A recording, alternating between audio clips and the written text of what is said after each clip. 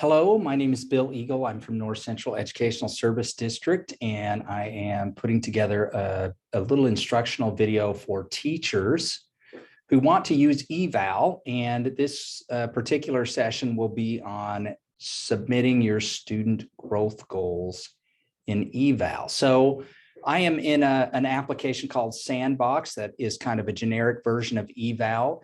And I am signed in as teacher X in a particular district in our region on the Sandbox. And we'll use this kind of to illustrate what you will see when you want to submit your student growth goals in eVAL. So right now I'm teacher X, and teacher X is a comprehensive evaluation this year. And to get this process started, I'm going to click on the menu at the left, student growth goals. And you can see that teacher X is a comprehensive teacher because they have tabs with options for SG 3.1, 6.1, and also SG 8.1.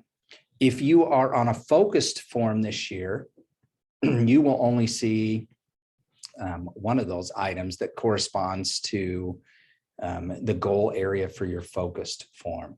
Also notice that I've got this blue bar at the top that says status. And whenever you're in eVAL doing work, that little blue bar tells you about what is visible to your evaluator. And principals also have something like this that shows what's visible to you. Right now it says draft, and goals are currently not visible to your evaluator, and I will show you how that alert changes once we decide to submit our goals. So I'm going to click on 3.1, and you'll see it immediately moves to this rubric for 3.1, which is bigger this year because you've got two things going on. You see it says original, and then 2021 pilot. OSPI is offering an optional pilot for student growth goals. There have been some changes, and they're trying to figure out how those are going to work. Your district or your principal may or may not opt to participate in that pilot, which is fine. If that is the case, that you're participating in the pilot, you've got the new rubric there to look at.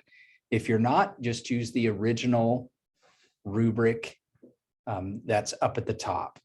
So scrolling down here, there's a box that says prompts. And if your district or your principal has decided to put a particular prompt or question around your student growth goals into the system, that will appear for you here to answer.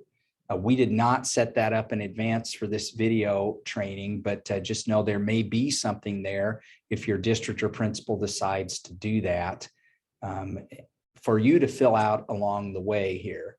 We don't have that, so I'm going to go right to my goal statement. So I click in the box here and I provide my goal statement. So by the end of November,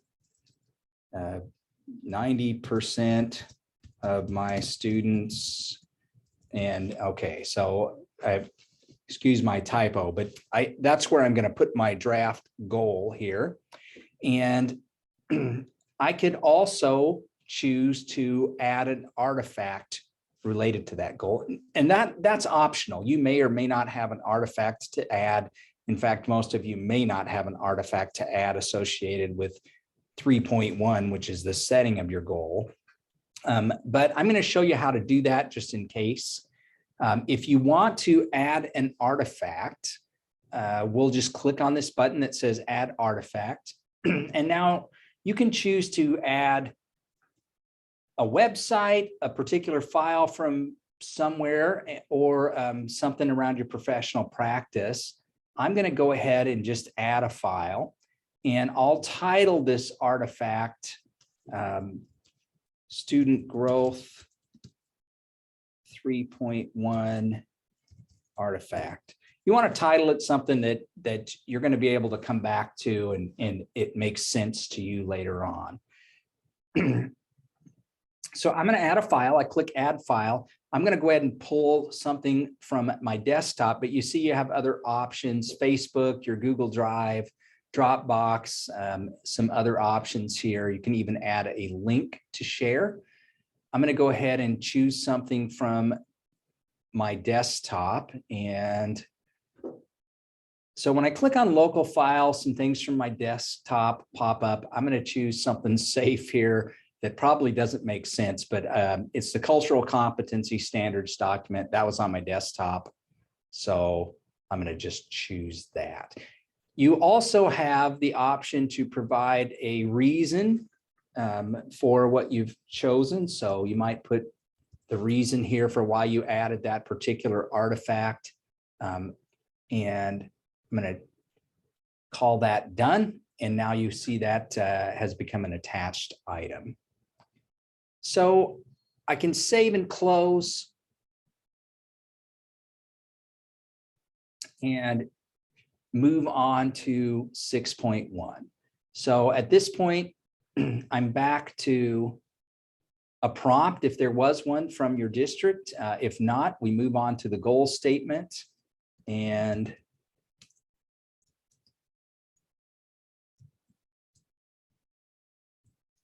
so I would add, whatever you want for your goal statement there. And really this auto saves when you put in your goal statements. So I'm going to go ahead and move on to student growth goal 8.1, which again here, I would put in a goal statement, add artifacts if needed. I'm going to pause for a moment and not put a goal statement in here just to illustrate something that will become a stopper to you if you try to submit your growth goals without actually doing all of the required pieces. So I haven't put anything in for student growth goal 8.1 yet.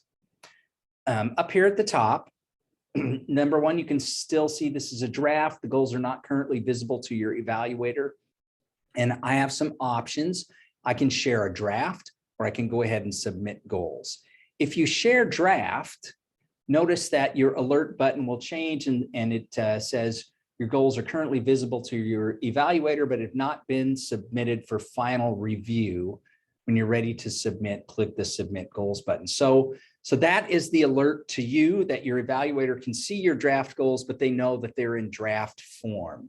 And it's not going to count until you either have a discussion with your evaluator and finalize those goals and hit submit. Things won't be finalized until then. If I try to hit submit at this point, you'll notice that because I didn't enter a goal for student growth area 8.1, it's prompting me to go back and do that. So if you're missing a particular goal that's required for your evaluation this year, you won't be able to submit until you take care of that. So I'm going to go back in now to 8.1. And I'll go ahead and submit my goal for 8.1, whatever that happens to be. So now I've got everything in there. I can go ahead and submit my goals. And I get this warning, hey, you're about to do this. These things will happen. I'm good with that. I'm going to go ahead and continue. And my goals are submitted now to my evaluator, which locks them from my end until my evaluator goes in, checks the goals out, and signs off on them as an approval for the goal. If you submit your goals, and now all of a sudden you realize, oh, there was something that I didn't put in or I want to change, you don't have the ability to go back and change until the evaluator unlocks the goals for you. So your alert box now says your goals have been submitted, you're waiting for sign off, but if you want to make changes, you can request unlock. So if I click the request unlock button, that will let my evaluator know that I want to make some changes And when they open it up on their end, you can go back and edit again. Something you may want to be aware of as you begin to learn about eVAL this year is this help button. And so I'm going to take this opportunity to cover that real quick as well. eVAL actually has a very robust help document. If you go into the help center, each of these are links, and you can zero in on a particular area that you need some help with, maybe student growth goals.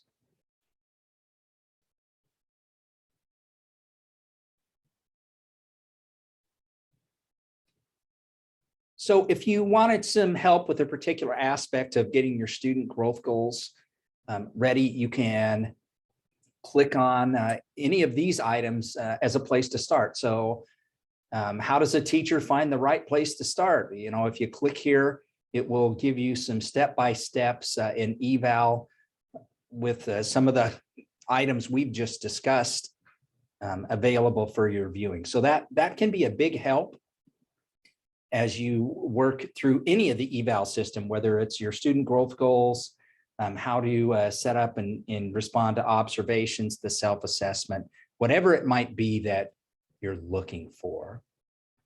So I hope that is enough to get you started on your student growth goals, and I'm happy to help in any way I can as you move into using eVAL this year. Thank you.